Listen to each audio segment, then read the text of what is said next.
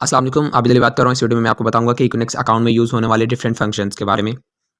Account information में सबसे पहले जब हम अपना अकाउंट ओपन करते हैं तो ई वॉलेट और एस वॉलेट हमारे सामने आता है। टोटल अर्निंग का 20% एस वॉलेट में जाता है और 80% ई वॉलेट में जाता है। हम फर्ज करें जितनी भी अर्निंग करते हैं उसका जो 20% हिस्सा है वो एस वॉलेट में जाता है और 80% ई वॉलेट में आता है। हम ई वॉलेट का विथड्रॉ कम से कम 1300 का ले सकते हैं और एस वॉलेट का 13,000 का ले सकते हैं। ई वॉलेट का विथड्रॉ इजी पैसा बैंक अकाउंट में हासिल कर सकते हैं और एस वॉलेट का सिर्फ और सिर्फ बैंक अकाउंट में ही हासिल कर सकते हैं जिसके नाम पर ID बनी होगी। आगे रजिस्टर्ड पॉइंट्स जिसको RP बोला जाता है, ये वो पॉइंट्स होते हैं जो हम अपने ई वॉलेट से कन्वर्ट करके किसी का पैकेज बाय करने में इस्तेमाल कर सकते हैं और ये हम 40% ही यूज़ कर सकते हैं। ईपी इको पॉइंट्स की बात करते हैं, ये वो पॉइंट्स होते हैं जो हम पैकेज बाय करने के लिए कंपनी से लेते हैं। ये 100% भी कंपनी से ले सकते हैं और 60% मिनी स्टॉक से भी ले सकते हैं। फ़र्ज़ करें आप किसी का भी बाय पैकेज करवाते हैं तो आपके अकाउंट में जो आपकी अर्निंग है ई वॉलेट की जो अर्निंग है आप उसको RP में कन्वर्ट करके ईजिली किसी को भी वो कन्वर्ट करके सेंड कर सकते हैं और आप उसे कैश करवा सकते हैं।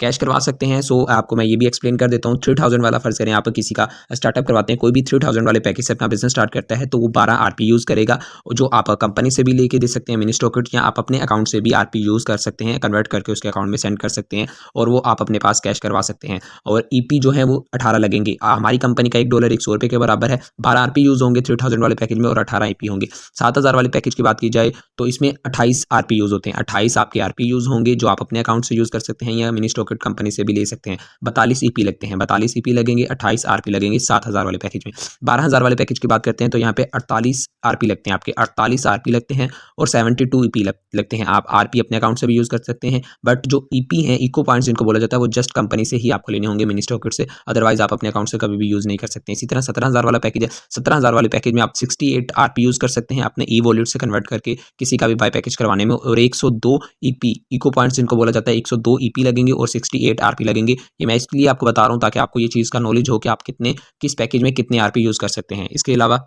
इसके बाद बात करते हैं कूपन कैश की। जब हम अपना पैकेज बाय करते हैं तो कूपन कैश इस वक्त कंपनी हमें देती है। फ़र्ज़ करें 3000 वाला पैकेज आपका, 3000 वाले पैकेज पर 9000 रुपये कूपन कैश मिलता है। 7000 वाले पैकेज पर आपको 25000 रुपये कूपन कैश मिलता है कंपनी से एज अ गिफ्ट डिस्ट्रीब्यूशन लेने पर। आप जब कंपनी में डिस्ट्रीब्यूटर बनते हैं तो आपको इतना कूपन कैश मिलता है। 12000 के पैकेज पर आपको 40000 कूपन कैश मिलता है। 17000 के पैकेज पर आपको 57000 कूपन कैश मिलता है। और कूपन कैश जब हम ऑनलाइन स्टोर से शॉपिंग करते हैं तो ये इस वक्त इस्तेमाल करते हैं।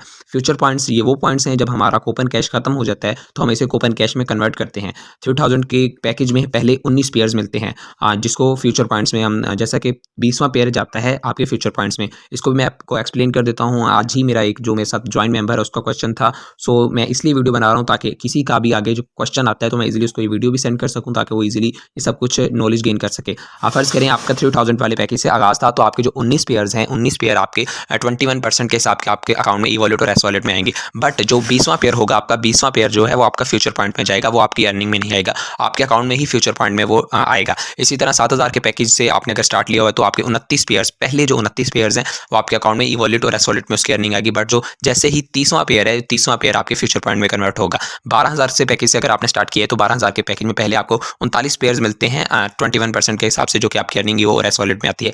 आगे जो 40वां पेयर होता है वो आपके फ्यूचर पॉइंट में जाता है। 17000 के पैकेज से अगर आपने स्टार्ट किया हुआ है तो इसके 49 पेयर्स आपको मिलेंगे 21% के हिसाब से, आपकी जो अर्निंग आएगी ई वॉलेट और एस वॉलेट में। बट जो 50वां पेयर होगा वो आपके फ्यूचर पॉइंट में जाएगा। फिर हर 5वां पेयर फ्यूचर पॉइंट में जाता है। ये भी मैं आपको एक्सप्लेन कर देता हूँ। फर्ज करें आपने 19 पेयर कंप्लीट कर ली अपने 3000 वाले पैकेज पे, तो आपको 20वां पेयर फ्यूचर पॉइंट में मिल गया। उसके बाद आपके जो 4 पेयर फिर कंप्लीट होंगे, आप चाहे अपनी खुद करवाते हैं या आपके डाउनलाइन में पेयर कंप्लीट होते हैं, जो 4वें पेयर के बाद जो 5वां पेयर होगा वो आपके फ्यूचर पॉइंट में जाएगा। इसी तरह आगे जितनी भी ज्वाइनिंग्स होंगी, जितनी भी टीम बनेगी, आपका 4थे पेयर के बाद 5वां पेयर आपकी फ्यूचर पॉइंट्स में जाएगा। इसी तरह इन्हीं का भी यही हिसाब है। आपके 29 पेयर्स 7000 वाले पैकेज के बाद आपके हर 5वां पेयर आपके फ्यूचर पॉइंट्स में जाता है। 12000 का भी यही हिसाब है और 17000 वाले पैकेज का भी।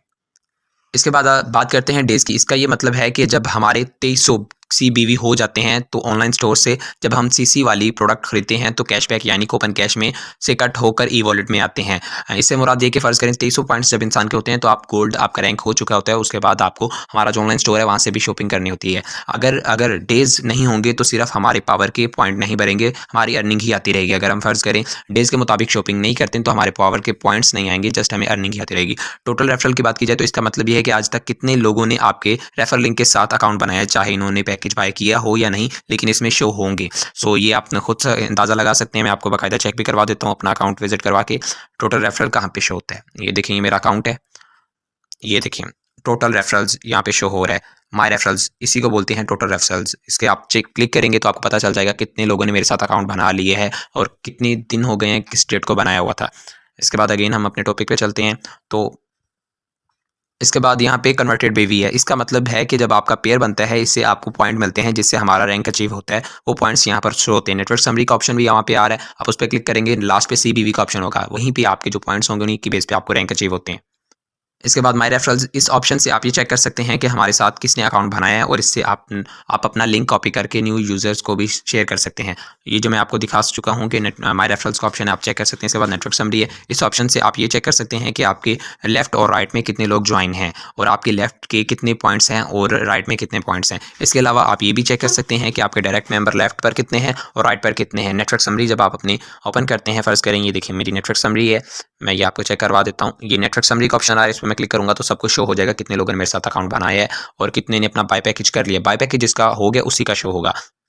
उसके बाद बात करते हैं डिपॉजिट नाउ। इस ऑप्शन से हम अपना पैकेज बाय करने के लिए डायरेक्ट कंपनी को पेमेंट सेंड कर सकते हैं। इसी जो डिपॉजिट नाउ का ऑप्शन आ रहा है हमारे अकाउंट में, इससे हम डायरेक्ट कंपनी को भी, कोई अगर क्लाइंट कहता है कि भाई मैं डायरेक्ट कंपनी से आपका ये buy package product bundle purchase करना चाहता हूँ, तो आप इसको ये प्रोसेस बताकर कंपनी से भी डायरेक्ट EP और RP दिलवा सकते हैं। और इसके अलावा जब हम अपनी प्रोडक्ट ऑर्डर करनी हो तो हम यहाँ से ऑर्डर भी लगा सकते हैं। हम अपनी प्रोडक्ट का ऑर्डर भी यहाँ से लगाकर अपनी प्रोडक्ट रिसीव कर सकते हैं। आगे बात करते हैं विथड्रॉ नाउ की। इस ऑप्शन को हम अपना विथड्रॉ लगाने के लिए इस्तेमाल करते हैं। यहाँ से हम कम से कम 1300 का विथड्रॉ इजी पैसा जैज़ कैश बैंक अकाउंट में ले सकते हैं। और इसके बाद बैलेंस ट्रांसफ़र की बात की जाए तो बैलेंस ट्रांसफ़र का ऑप्शन आता है। जब हम अपने RP कन्वर्ट करते हैं तो बैलेंस ट्रांसफ़र में ऑप्शन पे क्लिक करके किसी को भी बैलेंस ट्रांसफ़र कर सकते हैं। इस ऑप्शन से जब हम किसी का पैकेज बाय करते हैं, जो पॉइंट हमसे ई-वॉलेट से कन्वर्ट करते हैं यानी कि RP, वो हम इस यूज़र्स की ID पे शेयर कर सकते हैं। यहाँ पर हम इस यूज़र का यूज़र नेम लिखते हैं और जितनी पॉइंट RP शेयर करने होते हैं वो लिखते हैं और साथ में अपना पिन कोड, ई पिन कोड जिसको बोलते हैं, एंटर करते हैं, जो हमें KYC फुल करने के बाद कंपनी से मिलता है। उसके बाद डिपॉजिट हिस्ट्री, इस ऑप्शन से हम ये चेक कर सकते हैं कि जो हमने प्रोडक्ट ऑर्डर लगाया था या फिर पैकेज बाय करने के लिए कंपनी को पेमेंट सेंड की थी, क्या वो कंप्लीट हो हुआ है या कैंसिल हो चुका है। इसे चेक कर सकते हैं। अगर कंप्लीट हो गया होगा तो हम अपना प्रोसेस कंप्लीट कर सकते हैं। अगर कैंसिल हो गया तो अगेन हम उनको अपना वो प्रोसेस अगेन करके अपनी कंप्लीट चीज़ें सेंड करके अपना प्रोसेस कंप्लीट करवा सकते हैं।